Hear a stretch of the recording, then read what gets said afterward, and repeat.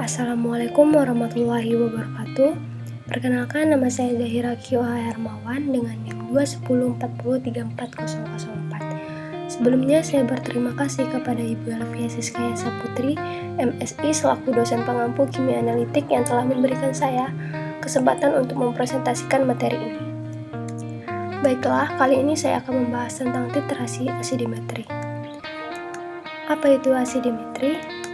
Asidimetri merupakan salah satu metode kimia analisa kuantitatif yang didasarkan pada prinsip titrasi asam basa yang berfungsi untuk menentukan kadar basa dalam suatu larutan secara analisa titrimetri.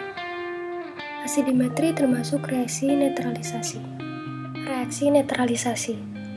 Reaksi netralisasi adalah reaksi asam dan basa yang digunakan sebagai penggabungan ion-ion secara kimia.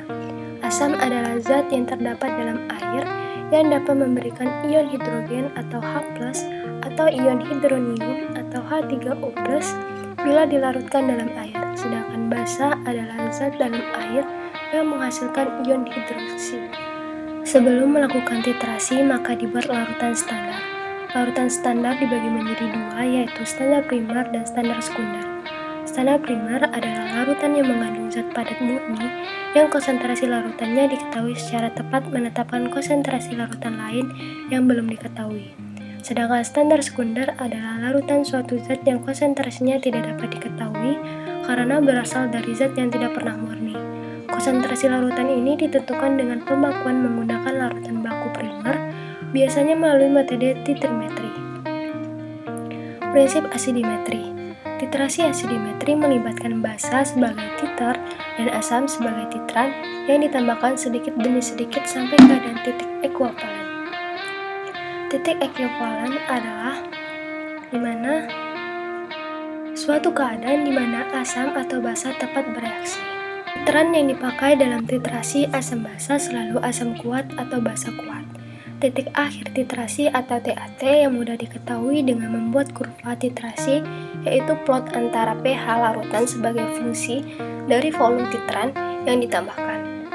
TAT ditentukan dengan memilih indikator yang warnanya berubah sekitar titik ekuivalen.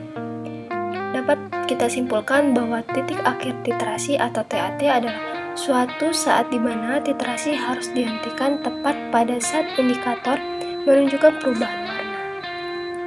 Indikator adalah zat yang dapat digunakan untuk menunjukkan sifat suatu zat melalui perubahan warnanya yang khas.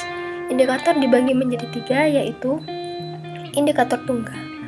Indikator tunggal adalah dapat membedakan larutan bersifat asam atau basa, tetapi tidak dapat mengetahui harga pH dan pOH. Yang termasuk indikator tunggal adalah lakmus biru, lakmus merah, fenolftalein, metil jingga, metil merah, dan protimol biru. Yang kedua ada indikator universal. Dapat membedakan larutan asa atau basa dengan mengetahui harga pH dari larutan tersebut. Indikator universal dapat dalam bentuk kertas dan cairan. Cara kerja indikator ini dengan mencocokkan perubahan warna kertas indikator pada tabel warna indikator universal. Yang ketiga yaitu indikator alami. Indikator asam basa yang berasal dari tumbuh-tumbuhan. Bagian tumbuhan yang dapat digunakan diantaranya mahkota bunga, daun, dan akar dibuat dalam bentuk larutan dengan cara mengekstraknya ditetesi larutan asam dan basa. Indikator yang sering digunakan adalah indikator PP. Indikator yang dipilih adalah indikator yang cepat berubah pada inverse pH sekitar ekuivalen. Fenolftalein atau PP merupakan indikator basa dengan interval pH 8,0 sampai 10,0. Perubahan warna yang terjadi adalah tidak berwarna menjadi merah jambu atau merah muda atau pink. Indikator ini dipakai pada titrasi asam lemah atau basa kuat dengan basa kuat pH ekuivalen besar dari 7. Titik akhir titrasi dan perubahan.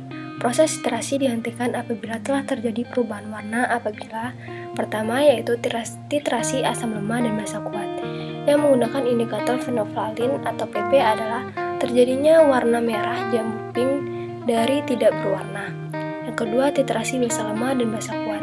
Yang menggunakan indikator metil jingga adalah perubahannya warna merah menjadi kuning. Untuk titrasi basa lemah atau basa kuat dengan menggunakan asam kuat yang menggunakan indikator metil merah adalah perubahan warna merah menjadi kuning. Yang ketiga, titrasi asam lemah atau basa kuat. Asam kuat. Dengan menggunakan bahasa kuat yang menggunakan indikator phenolphthalein adalah terjadinya warna merah jambu atau pink dari tidak berwarna. Prosedur reaksi asimetri. Yang pertama yaitu zat penetrasi atau titran yang merupakan larutan baku dimasukkan ke dalam burat. Yang kedua, zat yang dititrasi atau titrat ditempatkan pada wadah gelas Erlenmeyer yang ditempatkan tepat di bawah burat yang berisi titran.